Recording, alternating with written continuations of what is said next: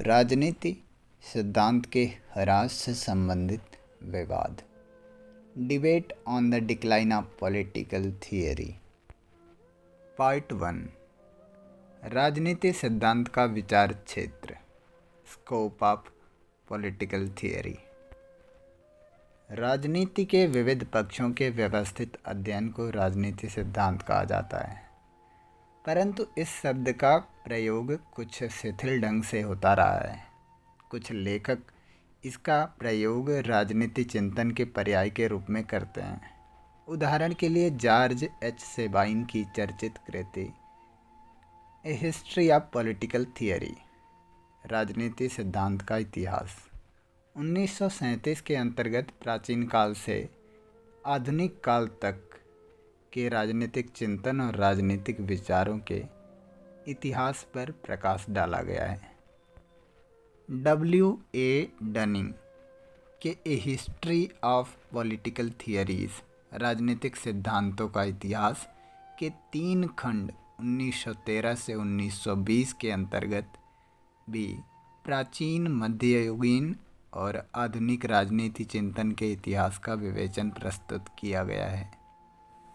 राजनीति चिंतन का अर्थ यह है कि भिन्न भिन्न राजनीतिक विचारक राजनीति की समस्याओं के विषय, विशेषतः राज्य और शासन की प्रकृति और उद्देश्यों के विषय में और इनसे जुड़ी संस्थाओं की त्रुटियों को दूर करने के लिए क्या क्या विचार प्रकट करते रहे हैं। साधारणतः इन विचारों का विवरण कालक्रमानुसार दिया जाता है और वहाँ के उद्भव की ऐतिहासिक और भौगोलिक परिस्थितियों पर प्रकाश डाला जाता है। इन विचार की तुलना और समालोचना भी इस प्रकार का अंग रही है। कुछ भी हो, समकालीन साहित्य में राजनीति सिद्धांत शब्द का प्रयोग क्षेत्र अत्यंत विस्तृत हो गया है। इसमें राजनीति से जुड़ी समस्याओं और सिद्धांत तत्वों का विश्लेषण भी किया गया है। इस विश्लेषण के अंतर्गत विभिन्न राजनीति विचारकों की मान्यताओं पर विचार किया जाता है। इस दृष्टि से राजनीति सिद्धांत के अंतर्गत 2 तरह का अध्ययन किया जाता है। नंबर 1, राजनीति दर्शन यानी पॉलिटिकल फिलॉसफी, और नंबर 2, राजनीतिक विज्ञान पॉलिटिकल साइंस। परंपरागत राजनीति सिद्धांत के अंतर्गत इन दोनों तरह के अध्ययनों को एक दूसरे का पूरक माना जाता है। कभी कभी राजनीतिक सिद्धांत शब्द का प्रयोग राजनीतिक दर्शन के पर्याय के रूप में किया जाता है। राजनीति दर्शन के अंतर्गत मुख्यतः राजनीति के नैतिक और तात्विक पक्षों का विश्लेषण किया जाता है। इस तरह 1950 और 1960 के दशक में राजनीति सिद्धांत के ह्रास या पतन के बारे में जो विस्तृत चर्चा चली, उसका लक्ष्य राजनीति दर्शन के ह्रास की ओर संकेत देना था। परंतु जो लोग राजनीति दर्शन को लक्ष्य करके राजनीतिक सिद्धांत के ह्रास की बात कर रहे थे, वही लोग राजनीति विज्ञान को लक्ष्य करके राजनीतिक सिद्धांत को नया रूप देने की कोशिश भी कर रहे थे। प्रत्यक्षवाद और नव प्रत्यक्षवाद, पॉजिटिविज्म एंड नियो पॉजिटिविज्म। राजनीति दर्शन और राजनीति विज्ञान के विचार क्षेत्रों के बीच दीवार खड़ी करने की प्रवृत्ति अपेक्षाकृत नई है। 20वीं शताब्दी के आरंभिक दशकों से पहले इसका कोई संकेत नहीं मिलता। 19वीं शताब्दी के मध्य में जब फ्रांसीसी दार्शनिक अगस्त काम्टे 1798 से 1857 ने सामाजिक विज्ञान के अध्ययन के लिए एक प्रत्यक्षवाद की नींव रखी, तब उसने दर्शन और विज्ञान की प्रकृति में कोई अंतर नहीं किया। इन दोनों को प्रामाणिक ज्ञान का स्रोत मानते हुए काम्टे ने इन्हें केवल धर्म मीमांसा यानी थियोलॉजी और तत्व मीमांसा यानी मेटाफिजिक्स से पृथक करने का सुझाव दिया। धर्म मीमांसा ज्ञान की वह शाखा जिसमें ईश्वर और सृष्टि के बारे में धार्मिक मान्यताओं का अध्ययन किया जाता है। इसमें सृष्टि की सब घटनाओं के लिए अलौकिक तत्वों और शक्तियों की चर्चा की जाती है। तत्वमीमांसा, मेटाफिजिक्स, दर्शन शास्त्र की वह शाखा जिसमें मुख्यतः इस प्रश्न पर विचार करते हैं कि सृष्टि का कोई यथार्थ अस्तित्व है या नहीं। यदि वह कुछ है तो क्या है। इस प्रश्न का उत्तर ढूंढने के लिए अनुभवातीत ट्रांसेंडेंटल नॉलेज का सहारा लिया जाता है, क्योंकि अनुभवमूलक ज्ञान यानी एम्पिरिकल स्टडी के आधार पर इसका उत्तर नहीं दिया जा सकता। प्रत्यक्षवाद वह सिद्धांत है जो केवल वैज्ञानिक पद्धति ज्ञान को प्रासंगिक, विश्वस्त और प्रमाणिक मानता है। अगस्त काम्टे के पद्धति विज्ञान के अनुसार दर्शन और विज्ञान दोनों के अंतर्गत अनुभवमूलक कथन और तार्किक कथन और मूल्यपरक कथन, इन तीनों तरह के कथनों को मान्यता दी जाती है। काम्टे का विश्वास था कि विज्ञान का सरोकार केवल तथ्यों के ज्ञान से नहीं, वह मूल्यों का ज्ञान भी प्रदान करता है। दूसरे शब्दों में, सत्य का ज्ञान होने पर कर्तव्य का ज्ञान अपने आप प्रकट होता है। तथ्य और मूल्य एक ही सिक्के के दो पहलू हैं। इन दोनों में परस्पर विरोध की गुंजाइश नहीं है। वैज्ञानिक पद्धति, साइंटिफिक मेथड, वह पद्धति जिसके अंतर्गत वस्तु स्थिति या तथ्यों पर ध्यान केंद्रित करते हैं और उनमें परस्पर संबंध का पता लगाने का प्रयास करते हैं। अतः यह तथ्यों के निरीक्षण, नियमों के अन्वेषण का क्षेत्र है। इसका ध्येय वस्तु स्थिति के बारे में विश्वस्त ज्ञान अर्जित करना है। राजनीति के अध्ययन में इस पद्धति के प्रयोग से राजनीति विज्ञान का जन्म होता है। अनुभवमूलक कथन, एम्पिरिकल स्टेटमेंट, ऐसा कथन जो हमारी ज्ञानेंद्रियों, आँख, कान, नाक, जिह्वा और त्वचा के अनुभव पर आधारित होती है। चूँकि सामान्य अवस्था में सब मनुष्य बाह्य जगत के निरीक्षण की जैसी जैसी क्षमता रखते हैं, इसलिए हम अपने अनुभव को दूसरों के अनुभव से मिलाकर उसकी पुष्टि और सत्यापन कर सकते हैं। तार्किक कथन, लॉजिकल स्टेटमेंट, ऐसा कथन जिसे हम अपनी तर्क बुद्धि के आधार पर स्वीकार करते हैं, जैसे कि 2 और 2 मिलकर 4 होते हैं। चूँकि सामान्य अवस्था में सब मनुष्य एक जैसे तर्क बुद्धि से मार्गदर्शन प्राप्त करते हैं, इसलिए हम किसी तार्किक कथन को अपनी तर्क बुद्धि से परख कर ग्रहण या अग्रहण नहीं कर सकते।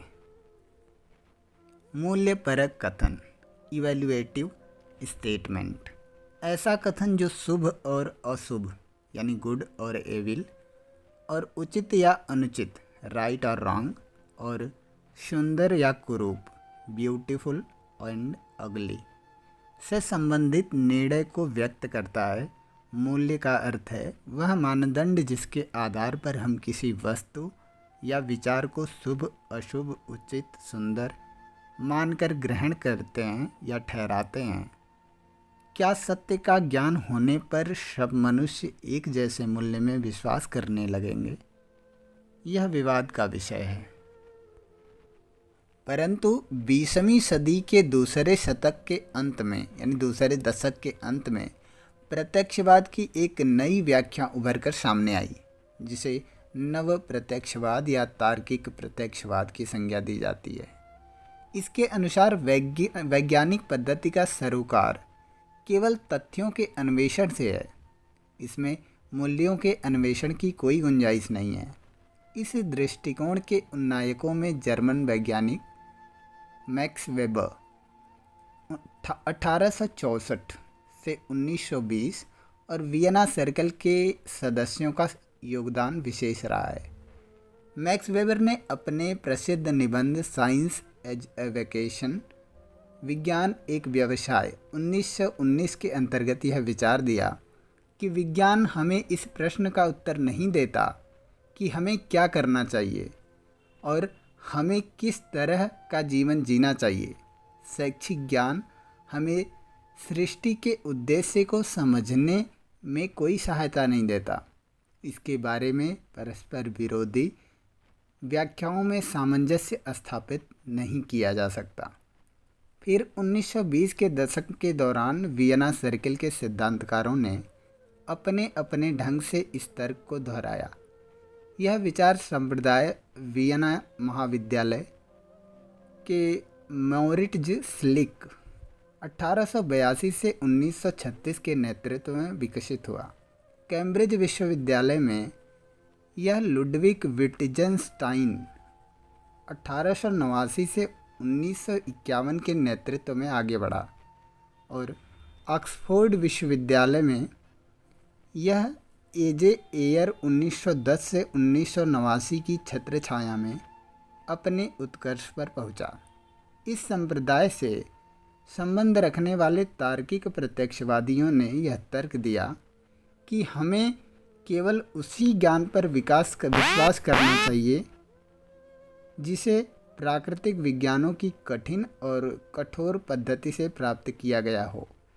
क्योंकि मूल्यों से संबंधित प्रश्नों के उत्तर इस पद्धति से प्राप्त नहीं किए जा सकते, इसलिए उनके बारे में विश्वस्त ज्ञान प्राप्त नहीं किया जा सकता। वे इस निष्कर्ष पर पहुँचे कि मूल्यों के अन्वेषण का प्रयत्न ही व्यर्थ का प्रयास है। संक्षेप में, समकालीन प्रत्यक्षवाद के अंतर्गत केवल अनुभवमूलक और तार्किक कथन को मान्यता दी जाती है, क्योंकि उसकी पुष्टि और सत्यापन संभव है। इस दृष्टिकोण के समर्थक यह तर्क देते हैं कि मूल्यपरक कथन और भावात्मक अधिमान्यता का विषय है। जो बात एक व्यक्ति को उत्तम और सुंदर प्रतीत हो, यह जरूरी नहीं कि वह दूसरे को भी वैसी ही लगेगी। फिर भिन्न भिन्न संस्कृतियों से जुड़े लोग भी भिन्न भिन्न मूल्यों की सराहना कर सकते हैं।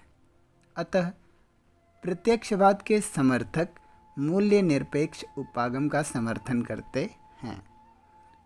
मूल्य निरपेक्ष उपागम वैल्यू नेचुरल अप्रोच यानी वैल्यू न्यूट्रल अप्रोच सामाजिक जीवन के अध्ययन का वह तरीका जिसमें केवल तथ्यों पर ध्यान केंद्रित किया जाता है। तथ्यों का विवरण देते समय यह नहीं देखा जाता कि कौन सी बात समाज के लिए उत्तम है, कौन सी बात वांछनीय है। व्यवहारवाद का उदय, rise of behaviourism.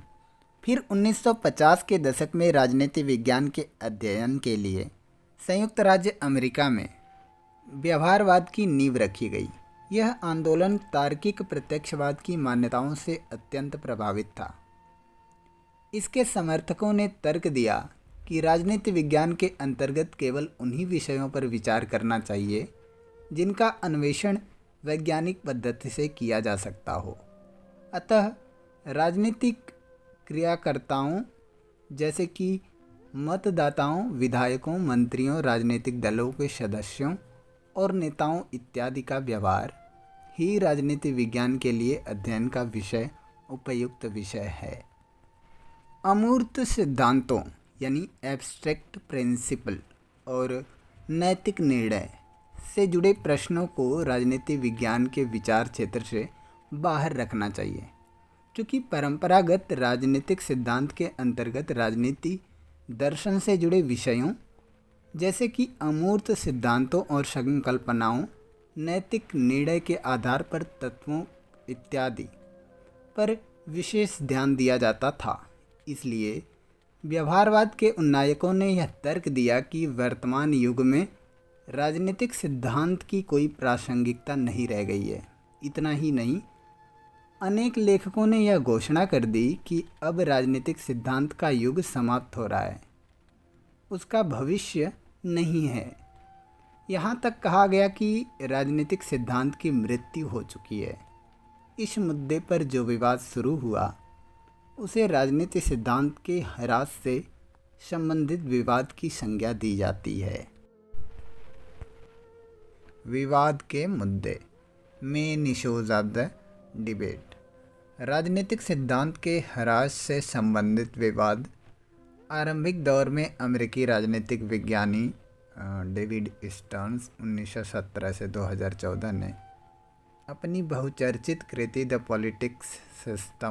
Political system an inquiry into the state of political science, राजनीतिक प्रणाली, राजनीति विज्ञान की दशा का अन्वेषण 1953 के अंतर्गत यह दावा किया कि परंपरागत राजनीतिक विज्ञान या सिद्धांत कोरे चिंतन मनन पर आधारित है। उसमें राजनीतिक यथार्थ के गहन निरीक्षण का नितांत अभाव है। अतः राजनीतिक सिद्धांत को वैज्ञानिक आधार पर स्थापित करने के लिए चिरसम्मत ग्रंथों और राजनीतिक विचारों के इतिहास की परंपरा से मुक्त कराना जरूरी है। स्टोन ने लिखा, परंपरागत राजनीतिक सिद्धांत उस उथल पुथल की देन है जो बीते युगों की इतिहास की विशेषता रही है। प्लेटो पूर्व यूनान और 15वीं शताब्दी के इटली, 16वीं और 17वीं शताब्दी के इंग्लैंड और 18वीं सदी के फ्रांस, ऐसी उथल पुथल के वातावरण में राजनीति विज्ञान को पनपने का अवसर मिला था। समकालीन समाज में उसकी कोई प्रासंगिकता नहीं है। परंपरागत चिंतन यथार्थ राजनीति के विश्लेषण में असमर्थ सिद्ध हुआ। Traditional thought has failed in the analysis of the political reality. Stern ने तर्क दिया कि कार्ल मार्क्स 1818 से 1883 और जॉन स्टुअर्ट मिल 1806 से 1873 के बाद कोई महान दार्शनिक पैदा नहीं हुआ। अतः पराश्रितों की तरह एक शताब्दी पुराने विचारों के साथ चिपके रहने से क्या फ़ायदा। स्टर्न ने लिखा कि अर्थशास्त्रवेत्ताओं और समाज वैज्ञानिकों ने तो मनुष्यों के यथार्थ व्यवहार का व्यवस्थित अध्ययन प्रस्तुत किया है, परंतु राजनीतिक वैज्ञानिक इस मामले में पिछड़े रहे हैं। इन्होंने फासिज्म और कम्युनिज्म के उदय और अस्तित्व की व्याख्या देने के लिए उपयुक्त अनुसंधान उपकरण भी विकसित कर लिए हैं, विकसित नहीं किए हैं। फिर दूसरे विश्व युद्ध 1939 से 1945 के दौरान अर्थशास्त्रवेत्ताओं, समाज वैज्ञानिकों और मनोवैज्ञानिकों ने तो निर्णयन प्रक्रिया में सक्रिय भूमिका निभाई है, परंतु राजनीतिक वैज्ञानिकों को किसी ने भी नहीं पूछा।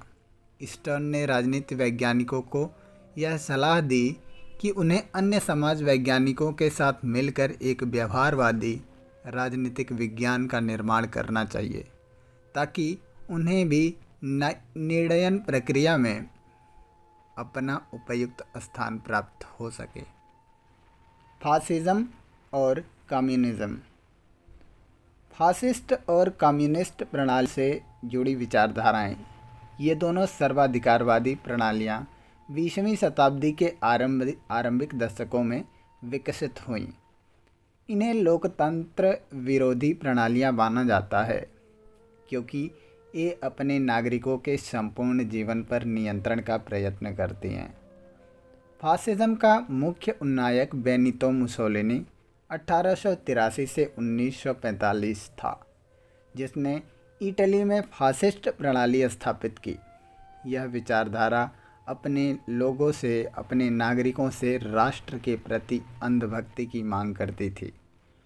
कम्युनिज्म का मुख्य प्रवक्ता वाईवी लेनिन 1870 से 1924 था, जिसने कार्ल मार्क्स 1818 से 1883 के विचारों से प्रेरित होकर सोवियत रूस में यह प्रणाली स्थापित की। इसमें निजी संपत्ति को समाप्त करके उत्पादन के प्रमुख साधनों पर कम्युनिस्ट पार्टी के नेतृत्व में राज्य का नियंत्रण स्थापित कर दिया गया था और नागरिकों की बुनियादी आवश्यकताएं पूरी करने का प्रयत्न किया गया है, परंतु उनके संपूर्ण जीवन पर राज्य का नियंत्रण स्थापित हो जाता है। स्टर्न ने तर्क दिया कि कि परंपरागत राजनीतिक सिद्धांत के अंतर्गत मूल्यों के निर्माण पर विशेष ध्यान दिया गया है, परंतु आधुनिक राजनीति विज्ञान में मूल्यों के विश्लेषण की कोई ज़रूरत नहीं है। मूल्य तो व्यक्तिगत समूहगत अधिमान्यताओं का संकेत देते हैं, जो किन्हीं विशेष सामाजिक परिस्थितियों में जन्म लेती है और उन्हीं परिस्थितियों के साथ जुड़ी रहती है। समकालीन समाज के लिए उपयुक्त मान्यताएं स्वयं विकसित कर लेगा। राजनीतिक दार्शनिक को केवल राजनीतिक व्यवहार के क्षेत्र में कार्य कारण संबंध या कार्य कारण सिद्धांत के निर्माण में अपना योग देना चाहिए। कुछ भी हो, ईस्टर्न ने 1.5 दशक बाद अपना दृष्टिकोण बदल दिया। 1969 में अमेरिकन पॉलिटिकल साइंस एसोसिएशन के अध्यक्ष व्याख्यान के अंतर्गत ईस्टर्न ने राजनीति विज्ञान की व्यवहारवादी क्रांति को एक नया मोड़ देते हुए कहा, उत्तर व्यवहारवादी क्रांति की घोषणा कर दी। वस्तुतः ईस्टर्न ने राजनीति विज्ञान को एक शुद्ध विज्ञान से ऊपर उठाकर अनुप्रयुक्त विज्ञान यानी अप्लाइड साइंस का रूप देने की मांग की और वैज्ञानिक अनुसंधान को समकालीन समाज की विकट समस्याओं के समाधान में लगाने पर बल दिया। मतलब यह कि अब ईस्टर्न ने समकालीन समाज पर छाए हुए संकट को पहचाना और उसके निवारण के लिए राजनीतिक सिद्धांत के पुनरुत्थान की आवश्यकता का अनुभव किया। संक्षेप में उत्तर व्यवहारवाद वह आंदोलन है जिसके अंतर्गत व्यवहारवाद की उपलब्धियों को समेकित करके उनके मानव मूल्यों के साथ जोड़ा जाता है और मानव जीवन के साध्यों की सिद्धि के लिए प्रस्तुत या प्रयुक्त किया जाता है। इसके प्रभाव से आधुनिक सिद्धांतकारों के मन में परंपरागत राजनीतिक चिंतन के प्रति फिर से अभिरुचि पैदा हो गई। परंपरागत चिंतन आधुनिक परिस्थितियों में प्रासंगिक नहीं रह गया। Traditional thought is no longer relevant under the modern condition. 1950 के दशक में राजनीतिक सिद्धांत के ह्रास और पतन के बारे में जो विचार चला था, जो विवाद उठा था, उसके संदर्भ में अनेक समकालीन विचारकों ने अपने अपने विचार व्यक्त किए। अल्फ्रेड काबन ने 1953 में पॉलिटिकल साइंस क्वार्टरली में प्रकाशित लेख के अंतर्गत यह तर्क दिया कि समकालीन समाज में न तो पूंजीवादी प्रणालियों में राजनीति सिद्धांत की कोई प्रासंगिकता रह गई है और न साम्यवादी प्रणालियों में। पूंजीवादी प्रणालियां उदार लोकतंत्र के विचार पर आधारित हैं, परंतु आज के युग में लोकतंत्र का एक भी सिद्धांतकार विद्यमान नहीं है। फिर भी इन प्रणालियों पर एक विस्तृत अधिकारी तंत्र और विशाल सैनिक तंत्र का वर्चस्व स्थापित हो गया है, जिससे इनमें राजनीति सिद्धांत की कोई भूमिका नहीं रह गई है। दूसरी ओर साम्यवादी प्रणालियों में एक नई तरह के दलीय संगठन और छोटे छोटे गुटतंत्र का वर्चस्व है। अतः इनमें भी राजनीतिक सिद्धांत की कोई प्रासंगिकता नहीं रह गई है। उदार लोकतंत्र, लिबरल डेमोक्रेसी। आधुनिक लोकतंत्र का सामान्य रूप, इसकी मुख्य विशेषताएं यह हैं क इसमें राजनीतिक पद किसी विशिष्ट वर्ग की बपौती नहीं माने जाते। ख इसमें राजनीतिक सत्ता के लिए एक से अधिक राजनीतिक दलों में मुक्त प्रतिस्पर्धा की गुंजाइश रखी जाती है। ग इसमें सार्वजनिक वयस्क मताधिकार के आधार पर आवधिक चुनावों का प्रबंध किया जाता है। घ इसमें नागरिक स्वतंत्रताओं की विस्तृत व्यवस्था की जाती है। अंगा इसमें न्यायपालिका की स्वाधीनता को विशेष महत्व दिया जाता है। काबन ने तर्क दिया कि हेगल 1770 से 1831 और मार्क्स 1818 से 1883 की दिलचस्पी तो दृष्टि के एक छोटे से हिस्से में थी। हेगल का सरोकार क्षेत्रीय राज्य से था। मार्क्स का सरोकार सर्वहारा वर्ग तथा संपत्तिहीन कामगार वर्ग से था। ये दोनों अपने अपने संदर्भ में मनुष्य की नियति का पता लगाना चाहते थे, परंतु समकालीन राजनीति इतने बड़े पैमाने पर कार्य करती है कि इन विचारों की सहायता से उसका विश्लेषण या मार्गदर्शन संभव नहीं रह गया है। इसके अलावा तार्किक प्रत्यक्षवादियों ने तर्क तथ्यों पर अपना ध्यान केंद्रित करते हुए मूल्यों को अपने विचार क्षेत्र से बाहर कर दिया। इस तरह इन्होंने भी राजनीतिक सिद्धांत के पतन में योग दिया है। इन सब परिवर्तनों के बावजूद काबन ने यह आशा व्यक्त की कि सारा खेल खत्म नहीं हो गया है। राजनीति विज्ञान को उन प्रश्नों के उत्तर देने हैं जिनका उत्तर देने की बजाय अन्य सामाजिक विज्ञानों की तर्क प्रणालियां असमर्थ हैं।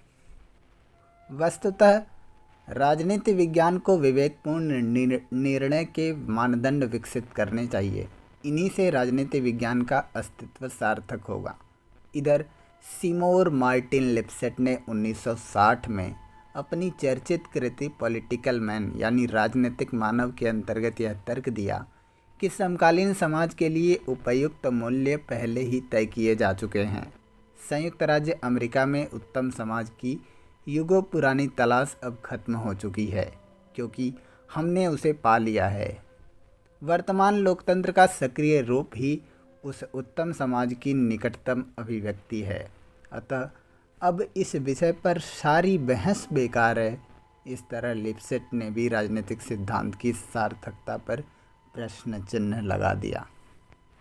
राजनीतिक दर्शन की सहायता से राजनीतिक सिद्धांत का पुनरुत्थान संभव है। Revival of political theory is possible through political philosophy. देखा जाए तो राजनीतिक सिद्धांत के पतन का दावा करने वाले विचारक राजनीति के अध्ययन को वैज्ञानिक रूप देने के लिए राजनीतिक अन्वेषण की दार्शनिक परंपरा से नाता तोड़ने की वकालत कर रहे थे, परंतु राजनीतिक दर्शन में आस्था रखने वाले विचारकों ने उसके इस दावे को कभी स्वीकार नहीं किया। लियो स्ट्रॉस ने 1957 में जर्नल ऑफ पॉलिटिक्स के अंतर्गत अपने प्रसिद्ध लेख व्हाट इज़ पॉलिटिकल फिलॉसफी, राजनीतिक दर्शन क्या है, में राजनीतिक दर्शन के महत्व पर बल देते हुए यह तर्क दिया कि राजनीति का नया विज्ञान ही उसके ह्रास का यथार्थ लक्षण है। इसने प्रत्यक्षवादी दृष्टिकोण अपना कर मानवीय विषयों की चुनौती को अनदेखा कर दिए, जिसमें पश्चिमी जगत के सामान्य राजनीतिक संकट का संकेत मिलता है। इसने इस संकट को बढ़ावा भी दिया है। स्ट्रास ने लिखा कि राजनीति का अनुभवमूलक सिद्धांत समस्त मूल्यों की समानता की शिक्षा देता है। यह इस बात में विश्वास नहीं करता कि कुछ विचार स्वभावतः उच्च कोटि के होते हैं और कुछ स्वभावतः निम्न कोटि के होते हैं। वह यह भी नहीं मानता कि सभ्य मनुष्यों और जंगली जानवरों में कोई तात्विक अंतर होता है।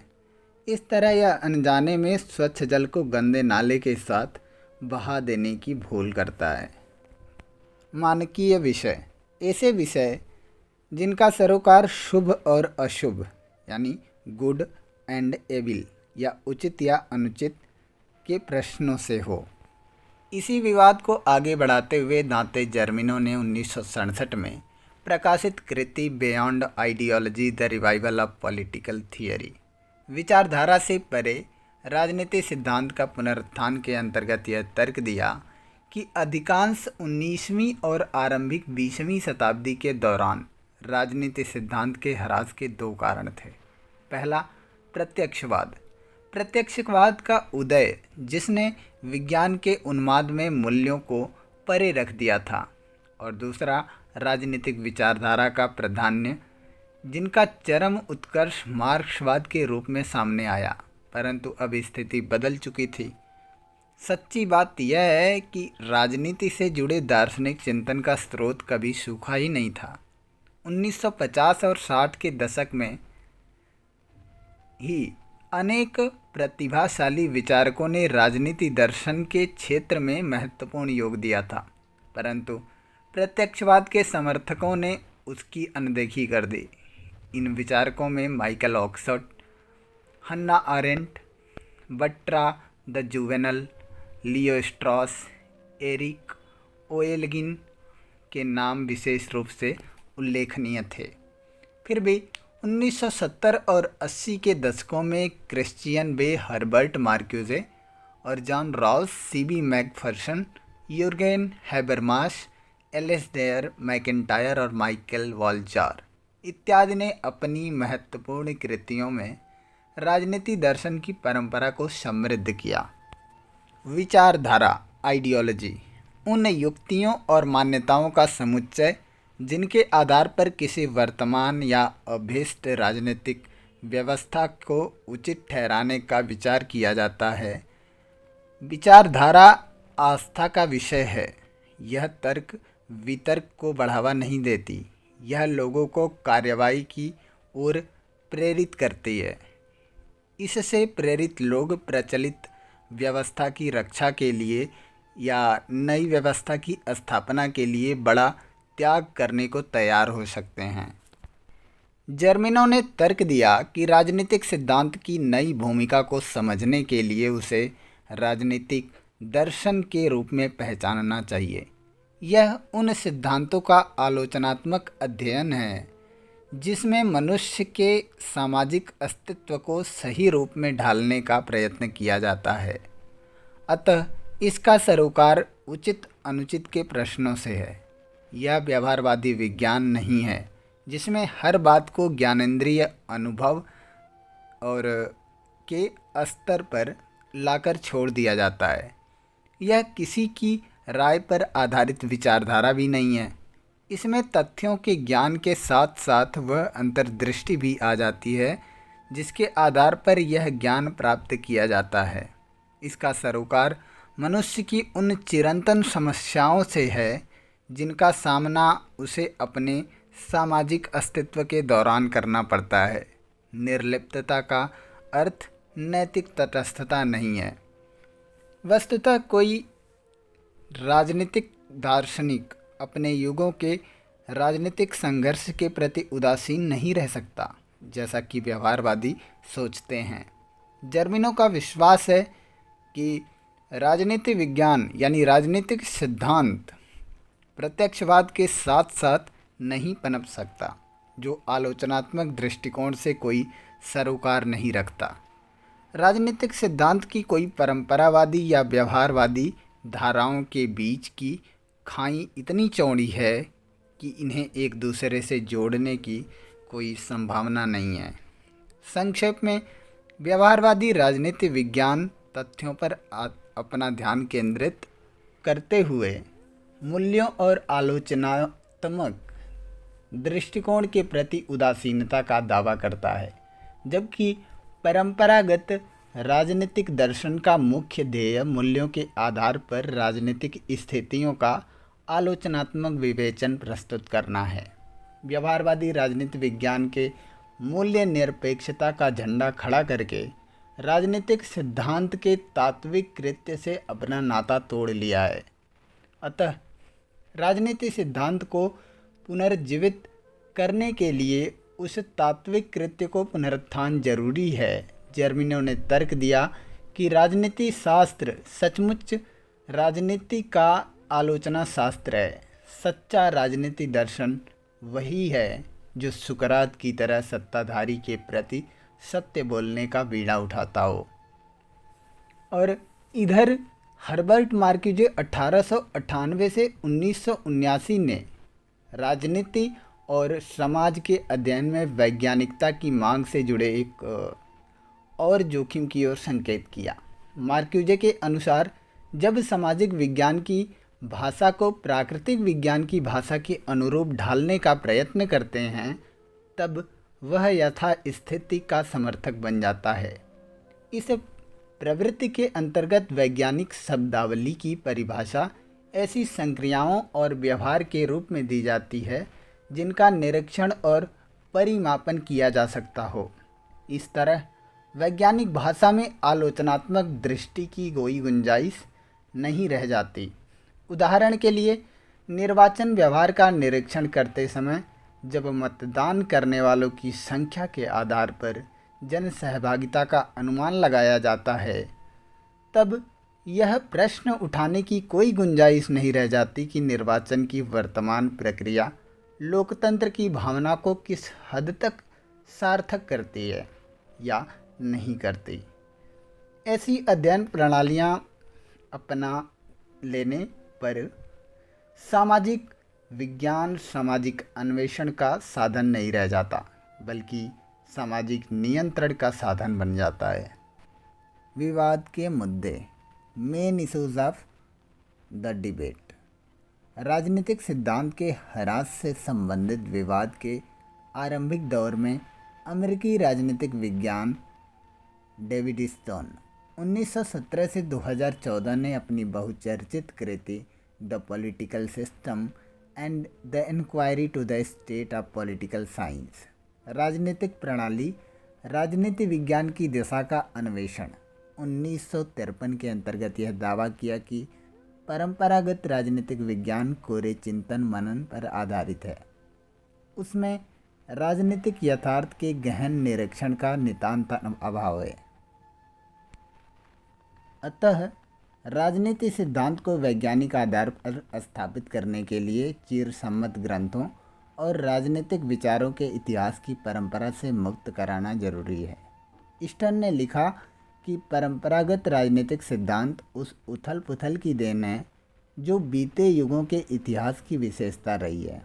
प्लेटो पूर्व यूनान, 15वीं शताब्दी के इटली, 16वीं शताब्दी और 17वीं शताब्दी के इंग्लैंड और 18वीं शताब्दी के फ्रांस में ऐसी उथल पुथल के वातावरण में राजनीतिक चिंतन को पनपने का अवसर मिला था। समकालीन समाज में उसकी कोई प्रासंगिकता नहीं है। परंपरागत चिंतन यथार्थ राजनीति के विश्लेषण में असमर्थ सिद्ध हुआ है। Traditional thought has failed in analysis of political reality.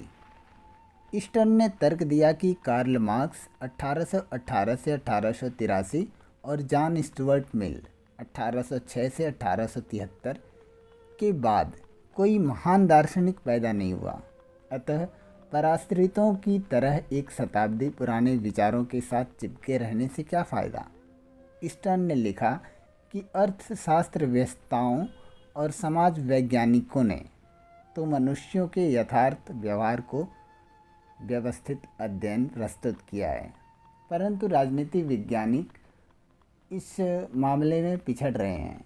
इन्होंने फासिज्म और कम्युनिज्म के उदय और अस्तित्व की व्याख्या करने के लिए उपयुक्त अनुसंधान उपकरण भी विकसित नहीं किए हैं। फिर दूसरे विश्व युद्ध के दौरान अर्थशास्त्रवेत्ताओं, समाज वैज्ञानिकों और मनोवैज्ञानिकों ने तो निर्णयन प्रक्रिया में सक्रिय भूमिका निभाई है, परंतु राजनीतिक वैज्ञानिकों को किसी ने पूछा ही नहीं। स्टर्न ने राजनीतिक वैज्ञानिकों को यह सलाह दी कि उन्हें अन्य सामाजिक वैज्ञानिकों के साथ मिलकर एक व्यवहारवादी राजनीतिक विज्ञान का निर्माण करना चाहिए, ताकि उन्हें भी निर्णयन प्रक्रिया में अपना उपयुक्त स्थान प्राप्त हो सके। फासिज्म और कम्युनिज्म। फासिस्ट और कम्युनिस्ट प्रणालियों से जुड़ी विचारधाराएं, ये दोनों सर्वाधिकारवादी प्रणालियां 20वीं शताब्दी के आरंभिक दशकों में विकसित हुईं। इन्हें लोकतंत्र विरोधी प्रणालियां माना जाता है, क्योंकि ये अपने नागरिकों के संपूर्ण जीवन पर नियंत्रण का प्रयत्न करती हैं। फासिज्म का मुख्य उन्नायक बेनितो मुसोलिनी 1883 से 1945 था, जिसने इटली में फासिस्ट प्रणाली स्थापित की। यह विचारधारा अपने नागरिकों को राष्ट्र से के प्रति अंधभक्ति की मांग करती है। कम्युनिज्म का मुख्य प्रवक्ता वाईवी लेनिन और कार्ल मार्क्स के विचारों से प्रेरित होकर सोवियत रूस में यह प्रणाली स्थापित की। इसमें निजी संपत्ति को समाप्त करके उत्पादन के प्रमुख साधनों पर कम्युनिस्ट पार्टी के नेतृत्व में राज्य का नियंत्रण स्थापित कर दिया जाता है और नागरिकों की बुनियादी आवश्यकताएं पूरी करने का प्रयत्न किया जाता है। परंतु उनके संपूर्ण जीवन पर राज्य का नियंत्रण स्थापित हो जाता है। स्टर्न ने तर्क दिया कि परंपरागत राजनीतिक सिद्धांत के अंतर्गत मूल्यों के निर्माण पर विशेष ध्यान दिया गया है, परंतु आधुनिक राजनीति विज्ञान में मूल्यों के विश्लेषण की कोई ज़रूरत नहीं है। मूल्य तो व्यक्तिगत या समूहगत अधिमान्यताओं का संकेत देते हैं, जो किन्हीं विशेष सामाजिक परिस्थितियों में जन्म लेती है और उन्हीं परिस्थितियों के साथ जुड़ी रहती है। समकालीन समाज अपने लिए उपयुक्त मान्यताएं स्वयं विकसित कर लेगा। राजनीति वैज्ञानिकों को केवल राजनीति व्यवहार के क्षेत्र में कार्य कारण सिद्धांत के निर्माण में अपना योग देना चाहिए। कुछ भी हो, स्टर्न ने 1.5 दशक बाद अपना दृष्टिकोण बदल दिया। 1969 में अमेरिकी पॉलिटिकल साइंस एसोसिएशन के अध्यक्षीय व्याख्यान के अंतर्गत स्टर्न ने राजनीति विज्ञान की व्यवहारवादी क्रांति को एक नया मोड़ देते हुए उत्तर व्यवहारवादी क्रांति यानी पोस्ट बिहेवियरल रिवॉल्यूशन की घोषणा कर दी। वस्तुतः स्टर्न ने राजनीति विज्ञान को एक शुद्ध विज्ञान के रूप में उठाकर अनुप्रयुक्त यानी अप्लाइड साइंस का रूप देने की मांग की और वैज्ञानिक अनुसंधान को समकालीन समाज की विकट समस्याओं का समाधान में लगाने पर बल दिया। मतलब यह कि अब स्टर्न ने समकालीन समाज पर छाए हुए संकट को पहचाना और उसके निवारण के लिए राजनीतिक सिद्धांत के पुनरुत्थान की आवश्यकता अनुभव की। संक्षेप में उत्तर व्यवहारवाद वह आंदोलन है जिसके अंतर्गत व्यवहारवाद की उपलब्धियों को समेकित करके उन्हें मानव मूल्यों के साथ जोड़ा जाता है और मानव जीवन के साध्यों की सिद्धि के लिए प्रस्तुत किया जाता है। इसके प्रभाव से आधुनिक सिद्धांतकारों के मन में परंपरागत राजनीतिक चिंतन के प्रति फिर से अभिरुचि पैदा हो गई है। परंपरागत चिंतन आधुनिक परिस्थितियों में प्रासंगिक नहीं रह गया है। Traditional thought is no longer relevant under the modern condition. 1950 के दशक में राजनीतिक सिद्धांत के ह्रास या पतन के बारे में जो विवाद चला, उसके संदर्भ में अनेक समकालीन विचारकों ने अपने अपने विचार व्यक्त किए।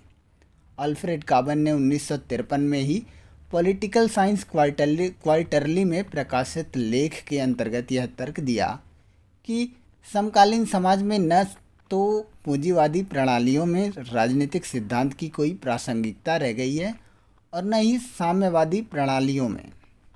पूंजीवादी प्रणालियां उदार लोकतंत्र के विचार पर आधारित हैं, परंतु आज के युग में लोकतंत्र का एक सिद्धांतकार विद्यमान नहीं है। फिर इन प्रणालियों पर एक विस्तृत अधिकार तंत्र और विशाल सैनिक तंत्र का वर्चस्व स्थापित हो गया है, जिससे इसमें राजनीति विज्ञान की कोई भूमिका नहीं रह गई है। दूसरी ओर साम्यवादी प्रणालियों में एक नई तरह के दलीय संगठन और छोटे से गुटतंत्र का वर्चस्व है। अतः इनमें भी राजनीति सिद्धांत की कोई प्रासंगिकता नहीं रह गई है। उदार लोकतंत्र, लिबरल डेमोक्रेसी, आधुनिक लोकतंत्र का सामान्य रूप। इसकी मुख्य विशेषताएं यह हैं क इसमें राजनीतिक पद किसी विशिष्ट वर्ग की बपौती नहीं माने जाते। ख इसमें राजनीतिक सत्ता के लिए एक से अधिक राजनीतिक दलों में मुक्त प्रतिस्पर्धा की गुंजाइश रखी जाती है। ग इसमें सार्वजनिक वयस्क मताधिकार के आधार पर आवधिक चुनावों का प्रबंध किया जाता है। घ इसमें नागरिक स्वतंत्रताओं की विस्तृत व्यवस्था की जाती है। और अंगा इसमें न्यायपालिका की स्वाधीनता को विशेष महत्व दिया जाता है। काबन ने तर्क दिया कि हेगल और मार्क्स की दिलचस्पी तो सृष्टि के एक छोटे से हिस्से में थी। हेगल का सरोकार क्षेत्रीय राज्य से था और मार्क्स का सरोकार सर्वहारा वर्ग अर्थात संपत्तिहीन कामगार वर्ग से था। ये दोनों अपने अपने संदर्भ में मनुष्य की नियति का पता लगाना चाहते थे। परंतु समकालीन राजनीति इतने बड़े पैमाने पर कार्य करती है कि इन विचारों की सहायता से उसका विश्लेषण या मार्गदर्शन संभव नहीं रह गया है। इसके अलावा तार्किक प्रत्यक्षवादियों ने तथ्यों के आधार पर यह ध्यान केंद्रित करते हुए मूल्यों का अपने विचार क्षेत्र से बाहर कर दिया। इस तरह उन्होंने भी राजनीति सिद्धांत के पतन में योग दिया। इन सब परिवर्तनों के बावजूद काबन ने यह आशा व्यक्त की कि सारा खेल खत्म नहीं हो गया है। राजनीति विज्ञान को उन प्रश्नों के उत्तर देने हैं जिनका उत्तर देने के लिए अन्य सामाजिक विज्ञानों की तर्क प्रणाली असमर्थ है, और वस्तुतः राजनीति विज्ञान को विवेकपूर्ण निर्णय के मापदंड विकसित करने चाहिए। इन्हीं से राजनीति विज्ञान का अस्तित्व सार्थक होगा। इधर सिमोन मार्टिन लिपसेट ने 1960 में अपनी चर्चित कृति पॉलिटिकल मैन के अंतर्गत यह तर्क दिया कि राजनीतिक सिद्धांत समकालीन समाज के लिए उपयुक्त मूल्यों पहले ही तय किए जा चुके हैं। संयुक्त राज्य अमेरिका में उत्तम समाज की युगों पुरानी तलाश अब खत्म हो चुकी है, क्योंकि हमने उसे पा लिया है। वर्तमान लोकतंत्र का सक्रिय रूप ही उस उत्तम समाज की निकटतम अभिव्यक्ति है। अतः अब इस विषय पर सारी बहस बेकार है। इस तरह लिपसेट ने भी राजनीतिक सिद्धांत की सार्थकता पर प्रश्न चिन्ह लगा दिया। राजनीतिक दर्शन की सहायता से राजनीतिक सिद्धांत का पुनरुत्थान संभव है। Revival of political theory is possible through the political philosophy. देखा जाए तो राजनीतिक सिद्धांत के पतन का दावा करने वाले विचारक राजनीति के अध्ययन का वैज्ञानिक स्वरूप देने के लिए राजनीतिक अन्वेषण की दार्शनिक परंपरा से नाता तोड़ने की वकालत कर रहे थे, परंतु राजनीतिक दर्शन में आस्था रखने वाले विचारकों ने उनके इस दावे को कभी स्वीकार नहीं किया। लियो स्ट्रास ने 1957 में जर्नल ऑफ पॉलिटिक्स के अंतर्गत अपने प्रसिद्ध लेख व्हाट इज़ पॉलिटिकल फिलॉसफी यानी दर्शन शास्त्र क्या है, राजनीति दर्शन क्या है, में राजनीति दर्शन के महत्व पर बल देते हुए यह तर्क दिया कि राजनीति का नया विज्ञान ही उसके ह्रास का यथार्थ लक्षण है। इसने प्रत्यक्षवादी दृष्टिकोण अपनाकर मानवीय विषयों को चुनौती की अनदेखी कर दी है, जिससे पश्चिमी जगत के सामान्य राजनीतिक संकट का संकेत मिलता है।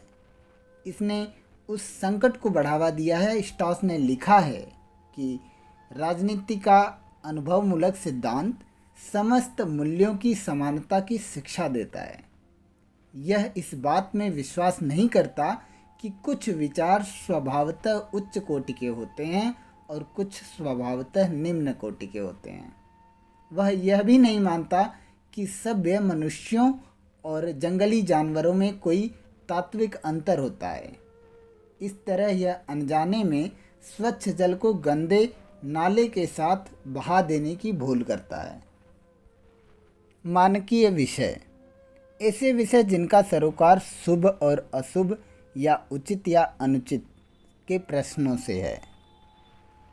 इसी विवाद को आगे बढ़ाते हुए दाते जर्मिनो ने 1967 में प्रकाशित beyond ideology the revival of political theory विचारधारा से परे राजनीतिक सिद्धांत का पुनरुत्थान के अंतर्गत यह तर्क दिया कि अधिकांश 19वीं शताब्दी और आरंभिक 20वीं शताब्दी के दौरान राजनीतिक सिद्धांत के ह्रास के दो कारण थे। पहला, प्रत्यक्षवाद का उदय जिसने विज्ञान के उन्माद में मूल्यों को परे रख दिया था, और दूसरा राजनीतिक विचारधाराओं का प्राधान्य जिनका चरम उत्कर्ष मार्क्सवाद के रूप में सामने आया था। परंतु अब स्थिति बदल चुकी थी। सच्ची बात यह है कि राजनीति से जुड़े दार्शनिक चिंतन का स्रोत कभी सूखा ही नहीं था। 1950 और 1960 के दशक में ही अनेक प्रतिभाशाली विचारकों ने राजनीतिक दर्शन के क्षेत्र में महत्वपूर्ण योग दिया था, परंतु प्रत्यक्षवाद के समर्थकों ने उनकी अनदेखी कर दी थी। इन विचारकों में Michael Oakeshott, Hannah Arendt, Bertrand de Jouvenel, Leo Strauss, Eric ओल्गिन के नाम विशेष रूप से उल्लेखनीय हैं। फिर 1970 और 1980 के दशकों में Christian Bay, Herbert Marcuse, John Rawls, CB Macpherson, Jürgen Habermas, Alasdair MacIntyre, Michael Walzer इत्यादि ने अपनी महत्वपूर्ण कृतियों से राजनीतिक दर्शन की परंपरा को समृद्ध किया। विचारधारा उन युक्तियों और मान्यताओं का समुच्चय जिनके आधार पर किसी वर्तमान या अभीष्ट राजनीतिक व्यवस्था को उचित ठहराने का प्रयत्न किया जाता है। विचारधारा आस्था का विषय है। यह तर्क वितर्क को बढ़ावा नहीं देती, यह लोगों को कार्रवाई की ओर प्रेरित करती है। इसके प्रेरित लोग प्रचलित व्यवस्था की रक्षा के लिए या नई व्यवस्था की स्थापना के लिए बहुत बड़ा त्याग करने को तैयार हो सकते हैं। जर्मनों ने तर्क दिया कि राजनीतिक सिद्धांत की नई भूमिका को समझने के लिए उसे राजनीतिक दर्शन के रूप में पहचानना चाहिए। यह उन सिद्धांतों का आलोचनात्मक अध्ययन है जिनमें मनुष्य के सामाजिक अस्तित्व को सही रूप में ढालने का प्रयत्न किया जाता है। अतः इसका सरोकार उचित अनुचित के प्रश्नों से है। यह व्यवहारवादी विज्ञान नहीं है जिसमें हर बात को ज्ञानेंद्रिय अनुभव के स्तर पर लाकर छोड़ दिया जाता है। यह किसी की राय पर आधारित विचारधारा भी नहीं है। इसमें तथ्यों के ज्ञान के साथ साथ वह अंतर्दृष्टि भी दी जाती है जिसके आधार पर यह ज्ञान प्राप्त किया जाता है। इसका सरोकार मनुष्य की उन चिरंतन समस्याओं से है जिनका सामना उसे अपने सामाजिक अस्तित्व के दौरान करना पड़ता है। निर्लिप्तता का अर्थ नैतिक तटस्थता नहीं है। वस्तुतः कोई राजनीतिक दार्शनिक अपने युग के राजनीतिक संघर्ष के प्रति उदासीन नहीं रह सकता, जैसा कि व्यवहारवादी सोचते हैं। जर्मनों का विश्वास था कि राजनीतिक सिद्धांत प्रत्यक्षवाद के साथ साथ नहीं पनप सकता, जो आलोचनात्मक दृष्टिकोण से कोई सरोकार नहीं रखता। राजनीतिक सिद्धांत की परंपरावादी और व्यवहारवादी धाराओं के बीच की खाई इतनी चौड़ी है कि इन्हें एक दूसरे से जोड़ने की कोई संभावना नहीं है। संक्षेप में, व्यवहारवादी राजनीति विज्ञान तथ्यों पर अपना ध्यान केंद्रित करते हुए मूल्यों और आलोचनात्मक दृष्टिकोण के प्रति उदासीनता का दावा करता है, जबकि परंपरागत राजनीतिक दर्शन का मुख्य ध्येय मूल्यों के आधार पर राजनीतिक स्थितियों का आलोचनात्मक विवेचन प्रस्तुत करना है। व्यवहारवादी राजनीतिक सिद्धांत ने मूल्य निरपेक्षता का झंडा खड़ा करके राजनीतिक सिद्धांत के तात्विक कृत्य से अपना नाता तोड़ लिया है। अतः राजनीतिक सिद्धांत को पुनर्जीवित करने के लिए उसे तात्विक कृत्य का पुनरुत्थान करना जरूरी है। जर्मनों ने तर्क दिया कि राजनीतिक शास्त्र सचमुच राजनीति का आलोचना शास्त्र है। सच्चा राजनीतिक दार्शनिक वह है जो सुकरात की तरह सत्ताधारी के प्रति सत्य बोलने की बीड़ा उठाता है। इधर हर्बर्ट मार्क्यूजे 1898 से 1979 ने राजनीति और समाज के अध्ययन में वैज्ञानिकता की मांग से जुड़े एक और जोखिम की ओर संकेत किया है। हर्बर्ट मार्क्यूजे के अनुसार जब सामाजिक विज्ञान की भाषा को प्राकृतिक विज्ञान की भाषा के अनुरूप ढालने का प्रयत्न करते हैं तब वह यथास्थिति का समर्थक बन जाता है। इस प्रवृत्ति के अंतर्गत वैज्ञानिक शब्दावली की भाषा परिभाषा ऐसी संक्रियाओं और व्यवहार के रूप में दी जाती है जिनका निरीक्षण और परिमापन किया जा सकता हो। इस तरह वैज्ञानिक भाषा में आलोचनात्मक दृष्टि की कोई गुंजाइश नहीं रह जाती। उदाहरण के लिए, निर्वाचन व्यवहार का निरीक्षण करते समय जब मतदाता या जब मतदान करने वालों की संख्या के आधार पर जन सहभागिता का अनुमान लगाया जाता है, तब यह प्रश्न उठाने की कोई गुंजाइश नहीं रहती कि निर्वाचन की वर्तमान प्रक्रिया लोकतंत्र की भावना के किस हद तक सार्थक करती है या नहीं करती है। ऐसी अध्ययन प्रणाली अपना लेने पर सामाजिक विज्ञान सामाजिक अन्वेषण का साधन नहीं रह जाता, बल्कि सामाजिक नियंत्रण का साधन बन जाता है। निष्कर्ष: कुछ भी हो, 1970 के दशक में और इसके बाद राजनीति विज्ञान और राजनीति दर्शन के बीच का यह दावा उतना उग्र नहीं रहा। जहां डेविड स्टर्न ने उत्तर व्यवहारवादी क्रांति के नाम पर सामाजिक मूल्यों के प्रति राजनीति विज्ञान के बढ़ते हुए सरोकार के संकेत दिए, वहां राजनीतिक दर्शन के समर्थकों ने अपनी मान्यताओं को तथ्यों के ज्ञान के आधार पर परखने से संकोच नहीं किया है। कार्ल पॉपर 1902 से 94 ने वैज्ञानिक पद्धति का विस्तृत निरूपण करते हुए उपयुक्त सामाजिक मूल्यों के बारे में निष्कर्ष निकालने से तनिक भी संकोच नहीं किया है। जॉन रॉल्स 1921 से 2002 ने न्याय के नियमों का पता लगाने के लिए अनुभवमूलक पद्धति अपनाने से अभिरुचि का परिचय दिया है।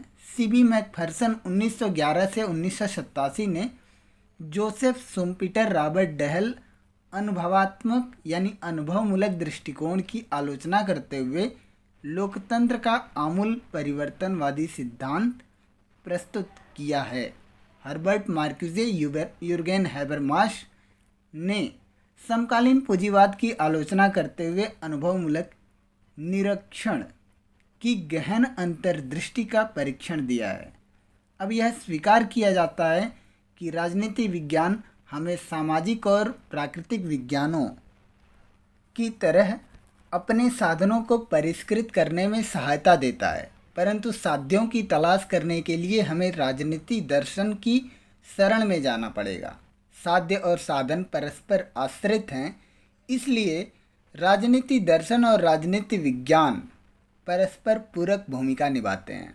मानव समाज के चिरंतन साध्य को सत्यम शिवम सुंदरम जैसी सामान्य शब्दावलियों में या स्वतंत्रता समानता न्याय जैसे अमूर्त लक्ष्यों के रूप में व्यक्त कर सकते हैं, परंतु इनके व्यावहारिक साक्षात्कार और निरूपण के लिए प्रत्येक पीढ़ी को अपनी समकालीन परिस्थितियों का गहन निरीक्षण और विश्लेषण करना होगा। उदाहरण के लिए प्रौद्योगिकी विकास की नई उपलब्धियों, जनसंचार के साधनों की नई क्रांति, व्यापार व्यवसाय के नए तौर तरीकों, विशिष्ट वर्गों की नई रणनीतियों और जनसाधारण की बढ़ती हुई आकांक्षाओं के साथ बढ़ती हुई आर्थिक भावात्मक विवशताओं के चलते सामाजिक जीवन के यथार्थ साध्यों और साधनों पर पुनर्विचार जरूरी हो सकता है। पुराने तर्क और पुराने मार्गदर्शक सिद्धांत नई परिस्थितियों के संदर्भ में बार बार परखने होंगे। जब हम नए नए तथ्यों की जानकारी प्राप्त करके अतीत के इतिहास की व्याख्या करने से संकोच नहीं करते, तब वर्तमान और भविष्य के लिए कोई नियम अस्थायी रूप से कैसे स्वीकार किया जा सकता है। अतः राजनीति विज्ञान और राजनीति दर्शन निरंतर अन्वेषण के विषय हैं। इनकी उपादेयता कभी नहीं होगी। इनमें से किसी का ह्रास हमारी अपनी असावधानी का परिणाम होगा। यह सच है कि वैज्ञानिक पद्धति से सामाजिक जीवन के लिए उपयुक्त मूल्यों का पता नहीं लगाया जा सकता। ये नैतिक निर्णय के विषय हैं, वैज्ञानिक निर्णय के विषय नहीं हैं। परंतु सामाजिक जीवन को चलाने के लिए नैतिक निर्णय भी उतने ही जरूरी हैं। राजनीति वैज्ञानिक इस विषय को अपने विचार क्षेत्र से बाहर मानते हुए अपने महत्वपूर्ण उत्तरदायित्व से मुंह नहीं मोड़ सकते। यदि वे इन समस्याओं से दूर भागेंगे तो इनका निर्णय किसी और के हाथों में, विशेषतः किन्हीं निहित स्वार्थों के हाथों में चला जाएगा। इससे समाज को अपार क्षति होगी। यह बात याद रखने की है कि मूल्य का विश्लेषण निरंतर चलने वाली प्रक्रिया है। मूल्य निर्णय वैज्ञानिक सिद्धांत का विषय नहीं है, यह इसका गुण है, त्रुटि नहीं। मूल्यों के सार तत्व को पहचानने के लिए विवेक बुद्धि की आवश्यकता होती है और वैज्ञानिक प्रक्रिया का सहारा लेकर इस तत्व का पता नहीं लगाया जा सकता। विवेकशील मनुष्य सहिष्णुता के आधार पर परस्पर संवाद स्थापित करके सहमति पर पहुंच सकते हैं, परंतु कोई भी व्यक्ति या समूह यह दावा नहीं कर सकता कि उसने सत्य को पा लिया है। यदि ऐसा होगा तो मूल्यों की तलाश खत्म हो जाएगी और तथाकथित सत्य को निर्ममतापूर्वक लागू करना ही हमारा कर्तव्य हो जाएगा।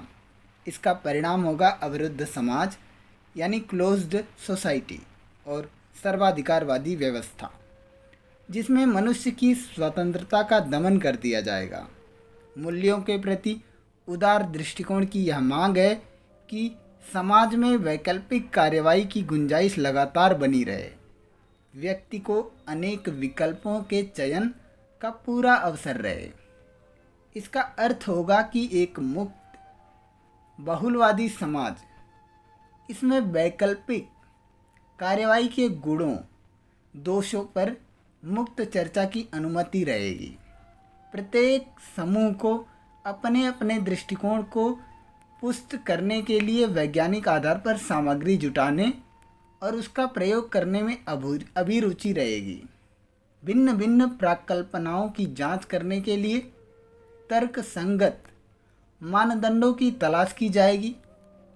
इस तरह वैज्ञानिक ज्ञान और मूल्य निर्णय के बीच गहरी खाई नहीं खोद दी जाएगी, बल्कि इन दोनों के बीच सतत संपर्क का निर्माण होगा। संक्षेप में राजनीति सिद्धांत का महत्व इसलिए है कि यह सार्वजनिक जीवन के लक्ष्य को निर्धारित करता है और ऐसी संस्थाओं एवं प्रक्रियाओं का पता लगाता है जो उन लक्ष्यों की सिद्धि में सहायक हों। ज्ञान विज्ञान की कोई अन्य शाखा यह कार्य नहीं करती। राजनीति सिद्धांत के विचार क्षेत्र में विज्ञान और दर्शन का जैसा मणिकांचन संयोग देखने को मिलता है, वैसा अन्यत्र दुर्लभ है। प्राचीन यूनानी दार्शनिक अरस्तु ने राजनीति शास्त्र को परम विद्या और सर्वोच्च विज्ञान की संज्ञा दी। इसलिए दी क्योंकि यह अन्य सब विद्याओं की उपलब्धियों का सद्जीवन की सिद्धि के लिए नियोजित करता है। क्वेश्चन नंबर 1, तार्किक प्रत्यक्षवाद की मुख्य मान्यताओं की समीक्षा कीजिए। क्वेश्चन नंबर 2, परंपरागत राजनीतिक चिंतन आधुनिक परिस्थितियों में प्रासंगिक नहीं रह गया है। इस कथन से जुड़े विवाद के मुख्य मुद्दों पर प्रकाश डालिए।